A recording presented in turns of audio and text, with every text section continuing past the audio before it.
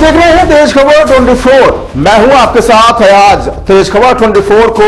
अब देखिए नए क्लेवर में हम लेकर आए हैं नया एपिसोड फेस टू फेस। मैं हूं प्राची। फेस टू फेस में हम अपने मेहमानों से कराएंगे आपका आमना सामना। मैं हूं अंशिका। हम आपको दिखाएंगे मेहमानों की कहानी और सुनाएंगे उन्हीं की जुबानी। मैं हूं आरिफ। हम आपको कराएंगे अधिकारियों, नेताओं और समाज के उभरते लोगों से रूबरू। मैं राहुल। हम आपको दिखाएंगे ऐसा सच जिसे आपने न देखा होगा और न ही सुना होगा। तो आइए चलते हैं और करते हैं फेस टू फेस।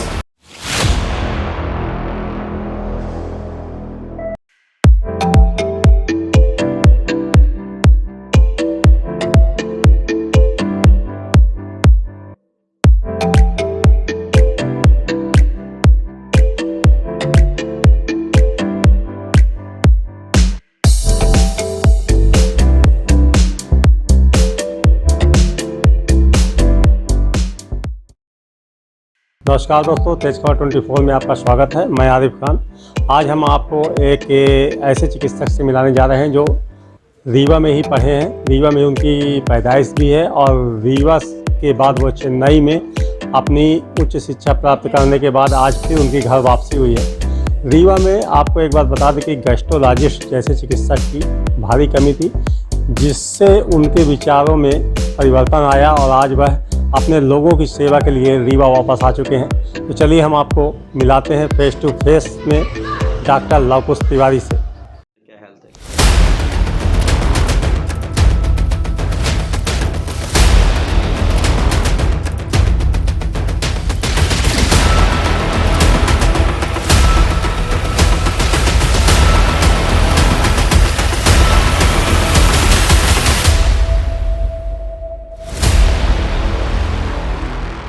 नमस्कार दोस्तों, तेज खबर 24 में आपका स्वागत है।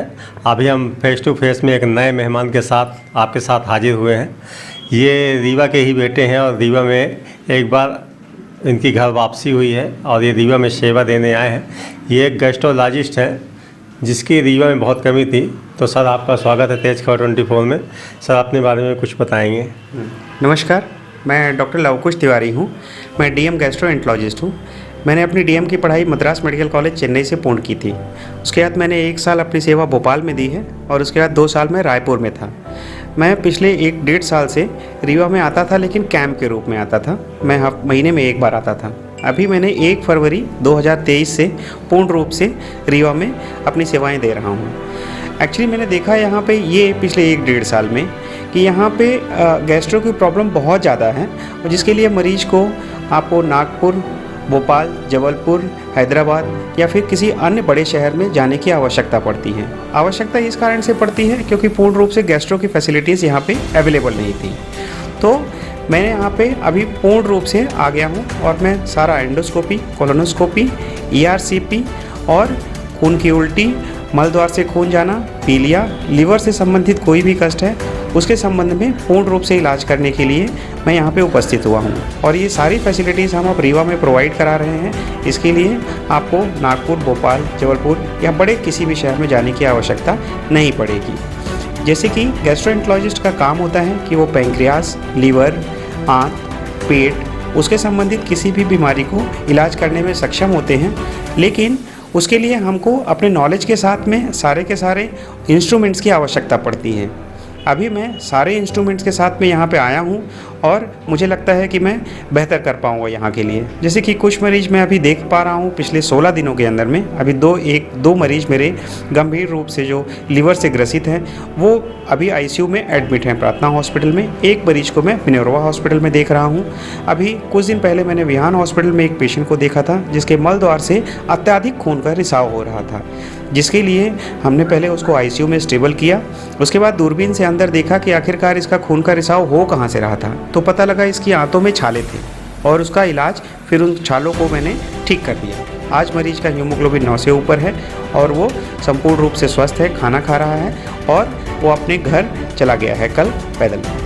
और इसके सिवाय बेसिकली जैसे मान लीजिए किसी को खाना अटकने की तकलीफ़ है, पीलिया है या बार बार उल्टी हो रही है, इन सब चीज़ों के लिए अपन दूरबीन से पता करते हैं कि आखिरकार ऐसा हो क्यों रहा है। जब कारण पता कर लेते हैं तो उसके बाद में उसका इलाज हम पूर्ण रूप से करने में सक्षम रहते हैं। तो ये है। सर, आपका जन्म रीवा में हुआ और इतने वर्षों बाद आप रीवा में आपकी वापसी हुई है, तो अपने बारे में कुछ बताइए। कहाँ आपकी शिक्षा दीक्षा हुई, घर कहाँ आपका, और कैसे यहाँ तक पहुँचे? एक्चुअली मेरा गृह ग्राम यहाँ से 50 किलोमीटर दूर लालगांव के पास में एक भटवा नाम का ग्राम है, वहाँ पे मैं रहता हूँ। मेरे मम्मी पापा कृषक हैं और वो लोग अभी भी वहाँ पे रहते हैं। जब मैं 5 साल की उम्र का था तभी से मेरे मम्मी पापा ने फूफा जी के साथ में भेज दिया ताकि मेरी शिक्षा दीक्षा अच्छी हो सके। तब से लेकर के मैं पूर्ण रूप से पूरा भारत भ्रमण करते हुए मेरी स्कूलिंग जो हुई है वो केंद्रीय विद्यालय में हुई है। पहले मैं पुणे, फिर दिल्ली, फिर उसके बाद में फिर मद्रास। यहाँ से करने के बाद में लास्ट में मेरी केवी रीवा से एजुकेशन हुआ है, जो कि मैंने 10वीं 11वीं और 12वीं की पढ़ाई की। उसके बाद मैंने पीएमटी की परीक्षा के लिए 1 साल ग्वालियर में था। वहाँ से कोचिंग करने के बाद में मैंने पीएमटी में क्वालिफाई किया और इंदौर में एमजीएम कॉलेज से अपनी एमबीबीएस की पढ़ाई पूर्ण की। वहीं से मैंने इंटर्नशिप किया। उसके बाद में मैं कमांड हॉस्पिटल कोलकाता से अपनी मेडिसिन की पढ़ाई पूरी की, जो मैंने 2012 से लेकर के 2015 में किया। उसके बाद मेरा इंटरेस्ट था कि मुझे गैस्ट्रो और लीवर में कुछ अच्छा करना है, तो मैंने फिर डीएम के लिए पढ़ाई की और 2016 में मद्रास मेडिकल कॉलेज चेन्नई में मेरा सिलेक्शन हुआ और 2016 से लेकर के 19 तक मैंने वहाँ से पढ़ाई कंप्लीट की। पढ़ाई कंप्लीट करने के बाद में फिर मैं 1 साल के लिए बीएमएचआरसी भोपाल में वहाँ पे असिस्टेंट प्रोफेसर के रूप में कार्यरत था। वहाँ पे एचओडी का कार्यभार मुझे दिया गया था। उसके बाद 2 साल तक के लिए मैं रायपुर में था। पहले मैं सुयस हॉस्पिटल रायपुर में था 1 साल। उसके बाद फिर मैंने अपना सेंटर खोला था। चूँकि मैं रीवा से बिलोंग करता था और मैंने पिछले 1.5 साल यहाँ पे दिए, वो देने के बाद मुझे समझ में आया नहीं, रायपुर में तो सेवा देने के लिए बहुत सारे गैस्ट्रोएंटरोलॉजिस्ट हैं, लेकिन रीवा के मरीजों को बाहर जाना पड़ता है, भटकना पड़ता है। और मेरे मम्मी पापा भी यहीं थे, तो मुझे ऐसा लगा कि नहीं, मुझे रीवा जाना चाहिए।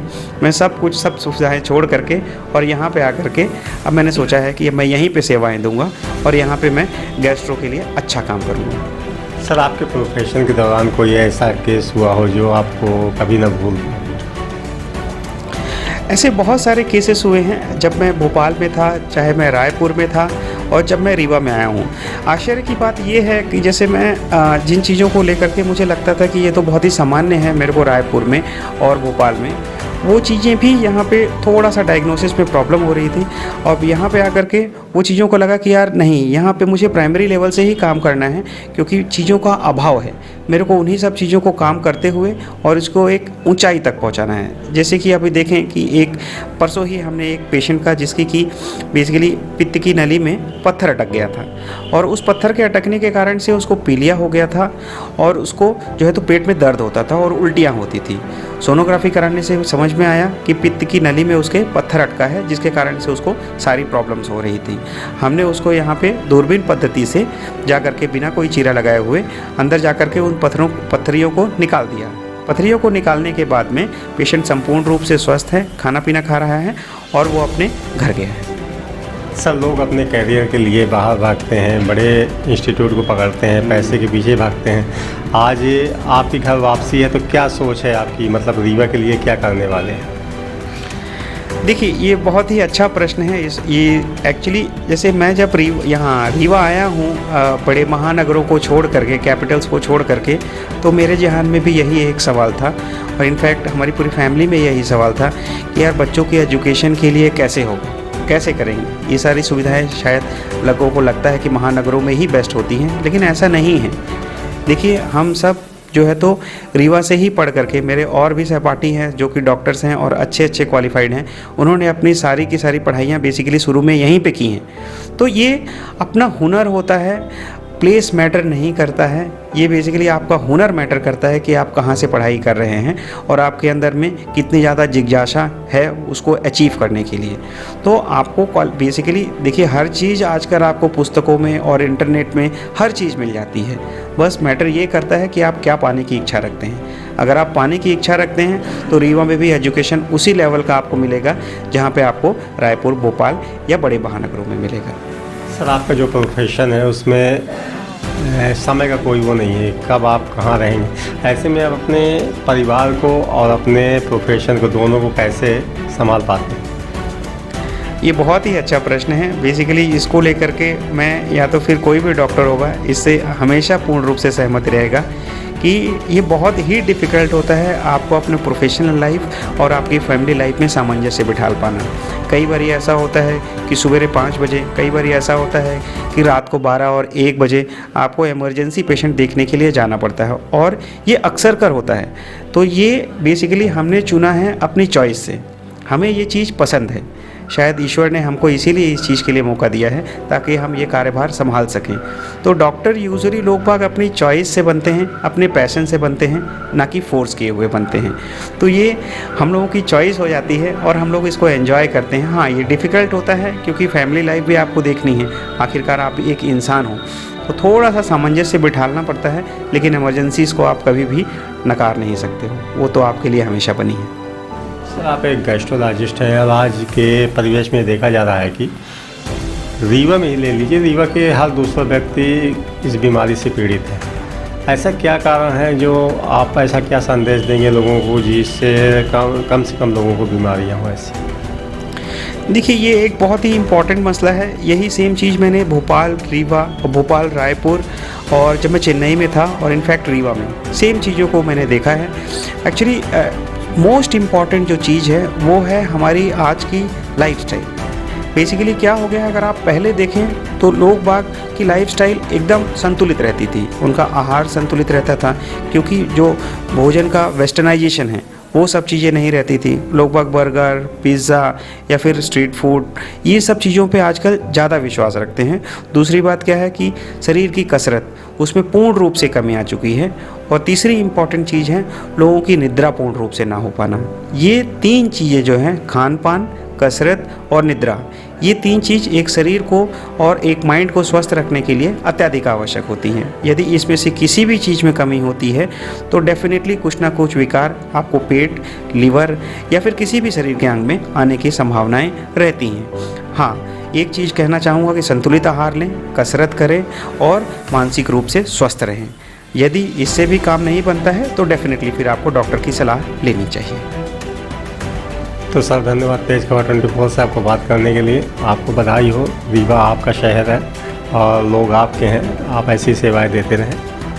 धन्यवाद। मैं इसी उद्देश्य से आया हूँ कि यहाँ पे मैं कुछ अच्छा कर सकूँ। डॉक्टर बना हूँ तो इसी स्थान के लिए बना हूँ और यहीं पे करूँगा। हमारे साथ डॉक्टर लवकुश तिवारी, जो अब रीवा में अपनी सेवा देने के लिए आ चुके हैं। रीवा में गैस्ट्रोलॉजिस्ट के रूप में अब वह अपनी सेवा देंगे और अपने लोगों के बीच उनको इलाज करने के लिए, उन्हें अपनी सेवा देने के लिए वह हमेशा तत्पर रहेंगे, ऐसा उनका कहना है। तो आप लोग हमारे साथ हमेशा बने रहिए तेज खबर 24 के फेस टू फेस कार्यक्रम में। हम आपको इसी तरह से समाज के विशिष्ट लोगों से रूबरू कराते रहेंगे।